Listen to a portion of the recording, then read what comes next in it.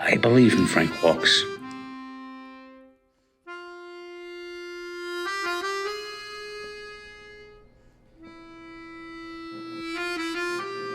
You know, before we go for our walk, I need to discuss how do I get these two guys made?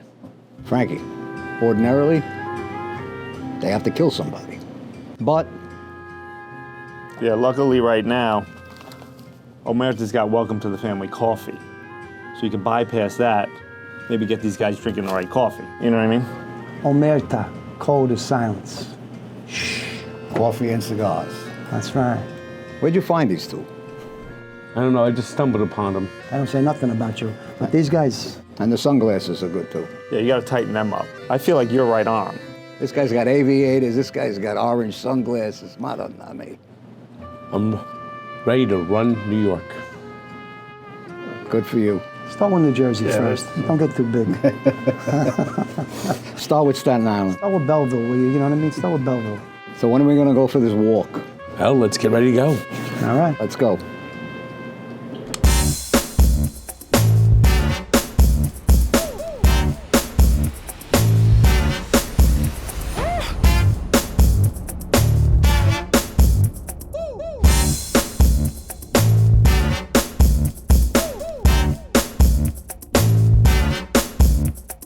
All right, I want to thank Restaurant Depot in Little Egg Harbor, New Jersey, down here, down South Jersey, near Atlantic City, you know, for helping us with the walk here. I got 3 actors that were in The Sopranos, Jason Cerbone, who played Jackie Aprile Jr., Dan Grimaldi, who played Patsy and Phil Parisi, and Robert Funaro, who played Eugene.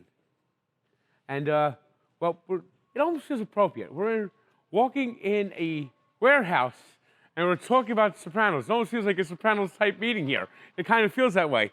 So welcome aboard with Frank Walks. It's the 20th anniversary of The Sopranos. 25th? 25th this year, 25 years, Yeah. 1999, Sopranos premiered. Yep. I mean, it's amazing how iconic the show gets. It seems like the show gets better every year. But every rewatch, it gets better. How many times you watch it, Frank? I did a rewatch 2 years ago. Oh, I just rewatched it this year. It's a great show. It holds up. It's like a good gravy, you know. It always tastes better the second day, the third day. That's the amazing about The Sopranos. It's such a great show, so well written. What are some of your favorite moments as on the Sopranos? One of my favorite moments was taking the golf scene with Jimmy, and Jimmy offered to give me, I think, $5,000 if I would drive the golf cart into the pond. And I said no, because if you get hurt, it's going to be on me, and I'm going to lose my job, and that's it. But I laughed my ass off that day because he was serious. You know, God bless him.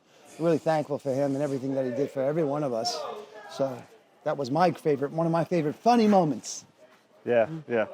One of my favorites was actually him kicking the shit out of me in the strip club bathroom. As much as you might think it wouldn't be one of my favorites, it was fun to do that physical scene and to be, go one-on-one with the big man.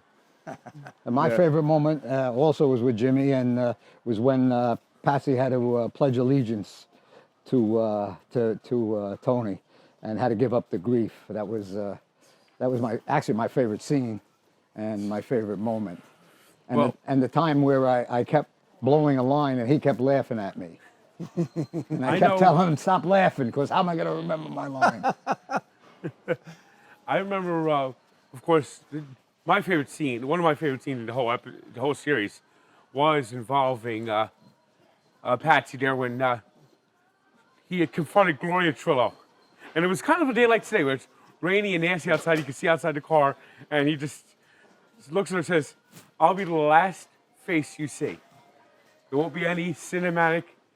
I'll be the last face you see. Hold on, sir, Frankie. Danny, would you please do it? Because this guy's he didn't pass the audition. This will be the last face you see, and it won't be cinematic. There you go. All right, Frankie. Now, of course, The Sopranos had the ending to cut the black, and there's always been theories because it was always kind of like left for interpretation. It's always been a lot of fan theories how it ended. I mean, I think now the consensus is that Tony was whacked in Holston's at that day. and that's not become the consensus. And the scene is one of the people that was there was a guy in the members-only jacket Yes. who went into the bathroom and came out, and you don't see him come out of the bathroom, but he went to the bathroom just before it cuts to black. A lot of people say that, Frank, you know, the members only thing. And I think that Peter Bogdanovich said it best, the director, and he was on the show also with Melfi. He said it like, you really, there was an open ending. You kind of can interpret it the way you want to do it. But Chase was kind of giving you a cross-section of America in terms of the Boy Scouts and the rappers that were in it, the members-only guy. It never really ends in perpetuity. You're always looking behind your back. And, I mean, do you really want to see Tony get murdered in a bloodshed? He's so great, you know what I mean? So, I mean, I think he lives the course of his life like Carlo Gambino. That's my theory. But I've heard this theory, and I love this theory, is that Eugene went into a bar wearing a members-only jacket and killed that guy when he's trying to get out, and Tony won't let him out. Right. And his wife tells him, why don't you put a bullet in his head?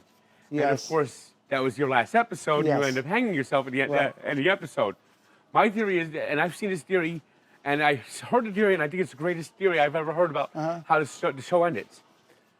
That Eugene's widow either like went to a brother or a family member wearing Eugene's members-only jacket. And you make it up. And had the you make it up, baby. And had the or hired a hitman. And it was Eugene's wife that in the end had Tony whacked.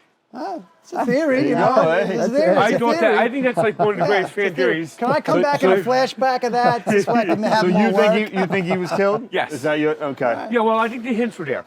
One, you never see the one that's coming. And the episode there where the shooting happens at the club there, and Silvio's not killed, but the guy he's with, and there's like no sound, and you just see the bullets going off, and he realizes it and runs out of there. And that was like showing like different like theories. And the discussion he had with the brother-in-law, Bacala, is he's talking about him. He says, "You never hear the one that gets you." And that's a good point. Did they replay that point like the day that in that final episode, or like next last episode? They re-showed that clip. I think that was like, that's why my interpretation is Tony was shot in the back of the head, right there in that booth. Yeah, well, you know, it's as I said, it's open to interpretation. It's open to interpretation. Some of the best films are like that. They're open to interpretation. You know, everyone wants closure and everything. I like the idea, though, that feeling that the audience that we got by like being worried about the fact, like, is this it? Is he gonna get killed? Oh my God! Like that feeling is the feeling that Tony lived with for the rest of his life. The fact that like you never know, that angst, that like, you know, like having to look over your shoulder feeling.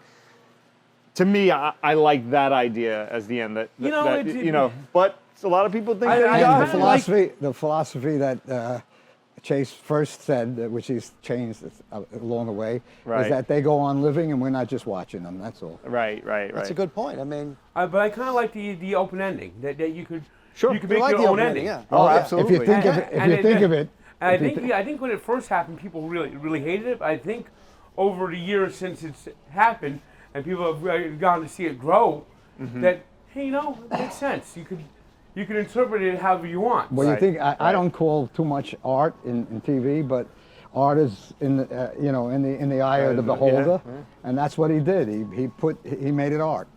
I mean, I just think it was different. It wasn't like, I mean, Breaking Bad. We see Walter White gasping for air at the end, and that's. But it's like different endings. It worked. I think in the end it worked. Yeah. As I said, I don't think. I mean, maybe people, the public want closure and everything and see that finality, but in a way, it's just better that because I can't see Tony Soprano being murdered and everything. I couldn't see that. I think he goes on, and he's smart enough to do that. You know what I mean? But I mean, as Jason said, you know, he's going to always be looking behind his back. And La Cosa Nostra, whatever you want to call it, Omerta, it's going to be around forever. It's always. You say Omerta? Yeah, I said Omerta. Try our coffee and our cigars. But the truth is that Patsy assassinates him. That's right. Of course, yeah. and takes over. And you guys are now working on this brand, Omerta. Tell me a little bit about Omerta. Yeah, so we're doing our own line of coffee and cigars, flavored coffees, all different kinds of coffee. We have 5 different cigars. We'll get you all hooked up, Frank. Oh, that would be great. Yeah. It's great. Oh, there's coffee there. Coffee. Is that coffee? What are you saying, Anthony? That's fucking science. Of course, they got a nice little one of your murder. We got some popcorn if you want to. Plenty of knives. Oh yeah, good. I know. We probably should have got a cart. To watch your reruns of Sopranos. Hello, plenty of popcorn. COVID did this for us. We all got together in front of the TV set. 3 or 4 generations, Frank. Saw a couple of generations started to watch Sopranos again. Your children started to. That's right. Yeah, right? my son started watching it now too. Yeah. 15. Yeah, totally. He wasn't old enough. Wasn't even born when it was. Well, you know, I tell you, crazy. so many people have come up to us. I mean, afterward, you know, just saying a lot more people have watched it, and we're just becoming better and better and better, right? We have new generations of fans. I think it's going to be one of those shows that, like, there's certain shows that no matter how old it gets, it's just timeless. Like, I mean, I Love Lucy was on for like 50 years, and Similar show. yeah, Very similar. Yep. but Seinfeld, I think Yeah. the shows that are really the best are the ones that have the greatest staying power Yeah. Yeah. and the greatest impact. You can watch it 25 years later, and it still feels fresh. It still feels great. No, it I still mean, feels new. people still say it's. I mean, after all these years, that it's, you know, on number one on a lot of people's. I mean, Donald Glover was just in an interview. He goes, "Sopranos is the best show." That people try to say something else, but it's still the number one show of all time. the I mean, for writing 25 years later, for people to say that, it's the like. writing was just so good of it. It was great. David Chase wasn't afraid to hire unknown actors that weren't so like Hollywood actors. That's what made him a great director and great creator, a producer. He was unafraid to hire people that really weren't known, because he wanted originality as opposed to you know, just what Hollywood gave us, and that's what made the show great. I think You do have like we all some developed. familiar faces on there. Like, There's some, yes, yeah, but like- not a lot, not all, but not not all like of them. big. I mean, Lorraine Bracco. I mean, of course. Yeah, she was known. Yes, okay. Goodfellas and. Yeah, when it started, she was the biggest for Yeah. sure. You know what Yeah. I mean? Like the She was the person you biggest knew. name. Yeah. And Stevie Van Zandt. Right. Well, Right, Stevie never yeah. was an actor. No, you know, but let's face it, you he know, was the but- biggest name. Yeah, He was that's a rock true. star. He was a rock star. Yes. Yeah. But everyone else really wasn't really in the Right. limelight, you know? So, I mean, Yeah. it takes a lot of guts to do something like that, to Jimmy- take that kind of chance. Jimmy and Edie were known in the business, but they weren't known as they became known. And And it paid Mike off. Imperioli and Yeah. so many really good actors. You know, Andrea. as time goes on, of course, some great actors pass along. Of course, James Gandolfini is no longer with us.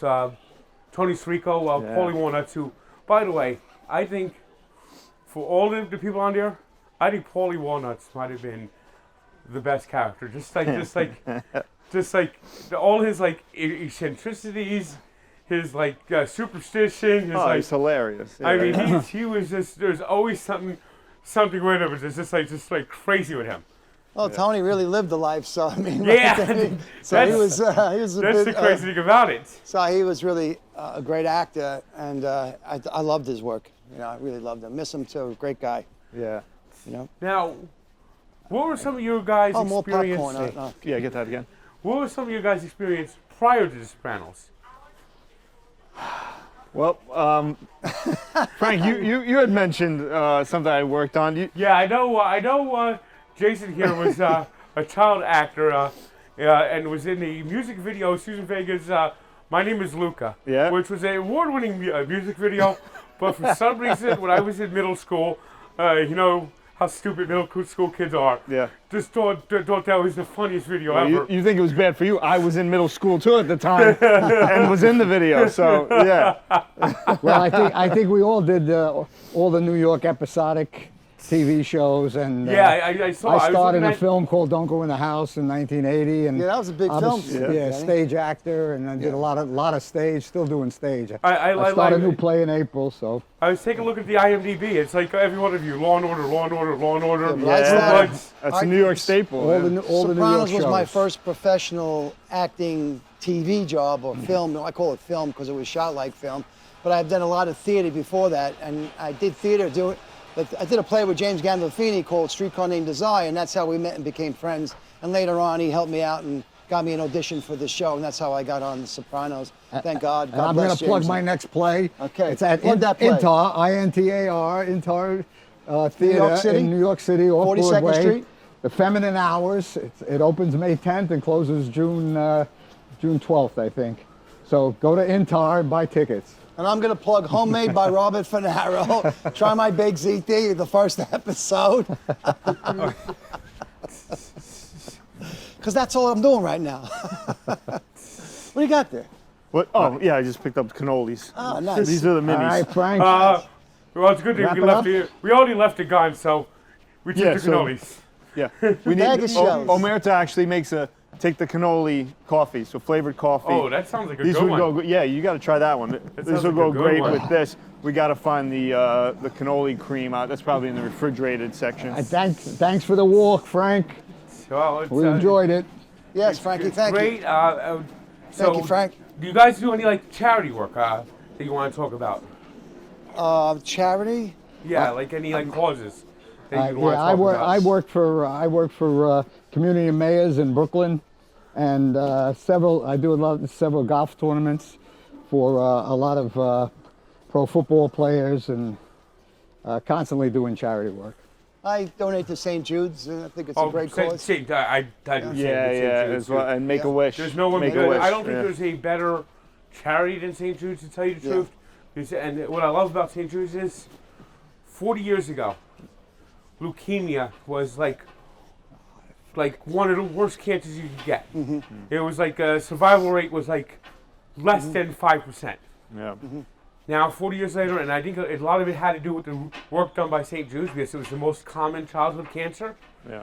It's like the survival is like much higher. It's one of the most survivable cancers now, and it's a lot of it's to do with what they've done with St. Jude's. Right, That's and they amazing. share all No, their St. Jude's is research. great. and- Yes. Yeah, no, that's a great cause. absolutely. Nobody pays, and it's wonderful. Yes, Started by yes. Danny Thomas. Yeah. Danny Thomas. Marlo Thomas. And then she took over, yeah. Yeah. Yeah, Great, absolutely. great No, cause. yeah, I give St. Jude's, Make a Wish. Yeah. Yeah. But yeah, well, thank you. Thank you, Frank. And it's great. Sopranos will go on forever. And I want to thank you for joining me on a nice little walk here. Of course, the weather didn't cooperate, but had to thank Restaurant Depot. Yeah. And of course, it's always good to have the Body Armor. They power my walks. So. So it was Okay. good to have Chico Thank and you. Sons water, too. Hello. Thank you, Frank. Yeah, Chico and Sons. Tell me a little bit about Chico and Sons. They got a sandwich for every Soprano, and mine's the Eugene, and What is have- the Eugene? yeah. Eugene is roast pork, pickled onions with like a pesto, and mozzarella, and let me tell you, and a special look? sauce that Carl not won't so give me the recipe for the special sauce. I tried to bribe him with a few thousand, and it didn't work. So he won't give it to me. But anyway, We it's had a very good. breakfast sandwich this morning of eggs on a roll on bread with mushrooms and right. peppers, which was out of this world. Best breakfast sandwich So if you're I've down ever in the had. area, Northfield, New Jersey, come down to Chico and Sons, and I want to thank you again for, Thank you, Frank. for coming Thank you. on. And Thank it's you, been a lot of Frank. fun. Thank you, Frank. And of course, Sopranos, legend. Thank you again. And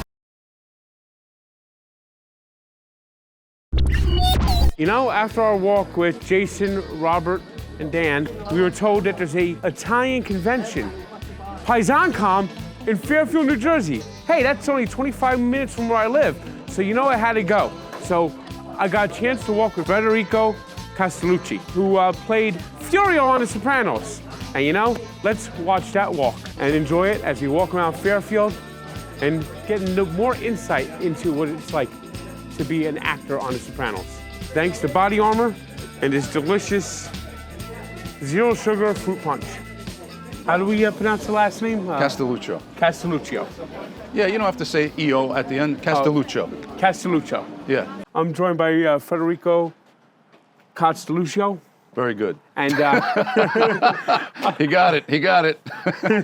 and well, he played Furio on The Sopranos. Of course, this is our second Sopranos walk, and you know, iconic TV show, and you had one of the iconic characters on there. You were the soldier who came over from Naples. That's right. Yep. And you fell hard for Carmela because Carmela was always. Maybe she fell hard for me too. Yeah, well, Carmela loved flirting. She was exactly. She was like the. She knew she was playing a dangerous game, and she liked it. Yep. The first season, it was always with the priest. That's right. Yeah. And she knew she was playing a dangerous game. My favorite thing is the contractor. Oh yes, that's right. Yeah, what was his name? He was a well-known actor back in the Joe Perry. 80s. And, Joe Perry. Yeah, he was a. No, not Joe Perry. It was Joe something else. Joe Perry's the guitarist from Aerosmith. I thought it was Joe Perry because he was in Jake and the Fat Man and Riptide. I remember those TV shows he was on. Okay, I think it's another name anyway. But I always liked this. I always liked that he wanted to. He like as soon as the defrauding happened, he went running. Yep. He got out of there because he didn't want anything part of that. That's right.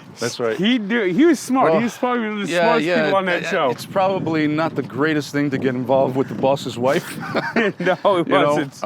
That in fact, when I first saw the script, actually even before that, I remember being at an HBO party, and right before the 4th season, I from the corner of my eye, I see Edie Falco come in with one of our producers, Eileen Landris, and she gets my attention. Says, "Federico, this next season it's me and you." I'm like, "Wow, that's awesome, man!" Because I think she's an incredible actor. And then when I thought about it, I'm like, "Oh my God, wait a minute, me and you? That's the boss's wife. That's not such a great idea." In any event, I loved the moments we had together. I loved, the connection that Edie and I had in those scenes. In fact, there was one time that we had to reshoot one of those scenes where I was, Furio was building the thing for the garage for his mother to come in, right? And so there was a dog barking relentlessly throughout our whole scene. We had to rebuild that scene on the set. A lot of people don't know this. The moments inside, those were all reshot on the set at Silver Cup Studios. So, so when we finished doing that scene, the connection was so strong that I had never experienced this before. There was an applause at the end of our scene. And that was the first time I had never heard an applause ever on the set. And the connection was so strong that we, the people felt it in the room. And so if they felt it in the room, then I'm sure we did our job, I believe that house is in Belleville, actually, wasn't it? Yeah, it was supposed to be Nutley, but we shot in Belleville. Yeah. Well, it's ironic because Uncle Junior's house was supposed to be in Belleville, it's in Newark. Yeah, right. Oh man! So what was your favorite episode? I could tell you mine right away. It was the Pine Barrens. Phenomenal. Yeah. That was one of the funniest episodes I can remember watching, man. Tony Sirico's lines, classic. He always had the most classic lines on the show. Paulie Walnuts. Oh, Paulie Walnuts was my favorite character on the show overall. Right? He was phenomenal, man. He was such just like He's standing so next to me, and he says Paulie Walnuts is his favorite character. I'm just kidding. Well, my favorite Furio scene is like when there's so many great Furio scenes, and one of my favorite ones is when you get shot at the card game. You had to go. Mannaggia la madonna, sti piezze in merda, m'hanno sparato! And you had to go to what was it? Can I tell you a very interesting thing? Mark Kamine, who was the locations manager at the time, he's now a big producer, man. I don't know, you see his name all over the place. Such a great guy. what he winds up doing is he finds out, because he knew I was from Patterson and they wanted to shoot the scene in Patterson. So he finds out where I grew up, which was 21st Avenue in Patterson. And he goes to a social club that my father used to play cards at all the time. And they make a deal to it. So when I got the call sheet, I'm like, 21st Avenue, Patterson? I said, that's where we're shooting? You should have saw all the people, like friends and family that came to watch. It was great. It was great. So I wound up shooting that right on the street I grew up on. Oh, that's Patterson. I like how they do that. Yeah. The best thing about Sopranos is how North Jersey it is. Yes, Everyone that's right. can recognize everything. If you grew up in North Jersey, you recognize something from it. I have lived either on or near the Bloomfield Avenue my whole life. Yeah? Like, I've never been more than 2 miles away from Bloomfield Avenue. Wow. Oh, my man. whole life.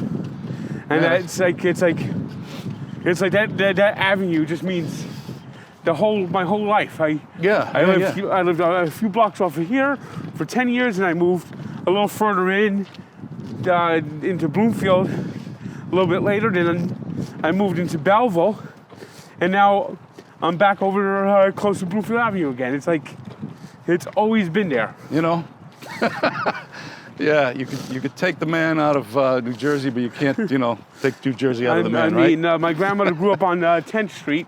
Yeah. She lived on 10th Street in North 10th Street in North, just like a half block in from Bloomfield Avenue. So it's always been there, Bloomfield Avenue, and they've always talked about Bloomfield Avenue on The Sopranos. That's true. That's true. I mean, That was David Chase. He grew up in that area, I went to Bloomfield Middle School, and that's a couple blocks away from Holston's. Oh, that's right. That's right. So it's they're like renovating Holston's, I heard. Yeah, they got rid what of a the booth. shame, man. They got rid of the booth.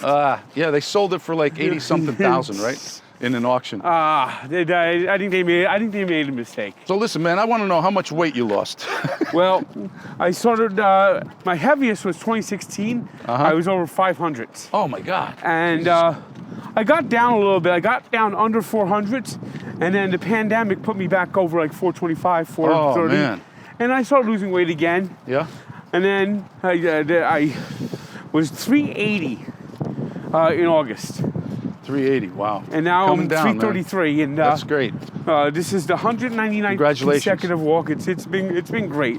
Congratulations, No, man. thanks. I remember when we first met. I think you were somewhere in the 400s or Yeah, four it's probably something. near 400 at that time. Yeah. Of course, we both like the same pizza place. Yeah. Exactly. Calabria's. Yeah, Calabria. That's phenomenal pizza. Gabby is fantastic. Her family's fantastic. Yeah. They Good make people. Great thin crust pizza. Dave gave it an 8.9. Oh, fantastic. course. That's great. It's like one of the. It's. And I love thin crust pizza. I love. Me too. Yeah. That's. And long time ago, my great grandparents actually are from Naples. Oh, really? Yes. Your great grandparents. Yes. So your parents were born here? My parents were born here. My father's half Italian, half Irish. Okay. My grandmother was the baby of the family, and she was born in America. Okay. And but her parents are from Naples. Ah, that's great. That's where I was born. Yeah. My mother's Barese, which is it's on the Adriatic side. But I was actually born in Naples. My father was born in La Provincia di Salerno, near Salerno, in the province of Salerno, called Torre Orsaia. And it's a beautiful mountaintop town. Missed that place. I have to get back there someday. But my father lived, in Naples, and that's where I was born with my brother Marco. My other sister and my other brother Antonio, Ines and Antonio, they were born in Bari. Yeah. So and I always like the part where you talk about Columbus on the episode there. Columbus, he looked down upon the south here. He's from the north. He's like, this guy's no good. You were not a fan of Columbus on the show.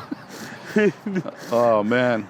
Well, I don't know if you guys if I can mention a charity at all, or Yeah, that's what we do. Oh, really? Oh, that's great, Yeah, man. that's what we do. That's awesome. In the past 4 or 5 years, I've been doing the Christmas ball in New York City for the Madison Square Boys and Girls Club, and I offer up myself to go to dinner with people. Oh, that's and nice. so the first year we raised, in a matter of 5 minutes, $24,000. 2 tables at $12,000 each. The highest was $36,000. And every year we're just raising a lot of money to help these underprivileged children in New York City. That's good. And New York City, it seems like too often people just forget about people. And, yeah. I mean, the politicians are probably more corrupt than the mobsters these days. With the way they absolutely. way they skim off everything. Yeah, you're right. I mean, I mean, you can't trust anyone. Everyone is out for themselves. But it's good to have great charities and people who actually care and do things for people. Yes. I went to an event in Connecticut, Friends of Feeney. They do a lot of good work, and that's one of the things I'm actually going to try to start doing is with my walks is going on the occasional charity walk here and there. I did an ALS walk back in November. That's great. But we've, over the years, the Sopranos we've helped the March of Dimes. We are, St. Jude. We've helped St. St. Jude. That is one of my favorite charities so, too. I mean, what St. over the Jude years, does. that was one of the greatest things about being put in this position. Whatever little celebrity we have is to give back to people and to help people. And that was a nice thing about, becoming, well known like this. I mean, of course, James Gandolfini, you would share a lot of screen time with him. Yeah. I mean, what was he like to work with? Gandolfini? Yes. Oh, he was a gem of a person. Really, really loved the guy. Speaking of helping people, he was so generous. He was generous not only with his time, but as a person, but also as an actor.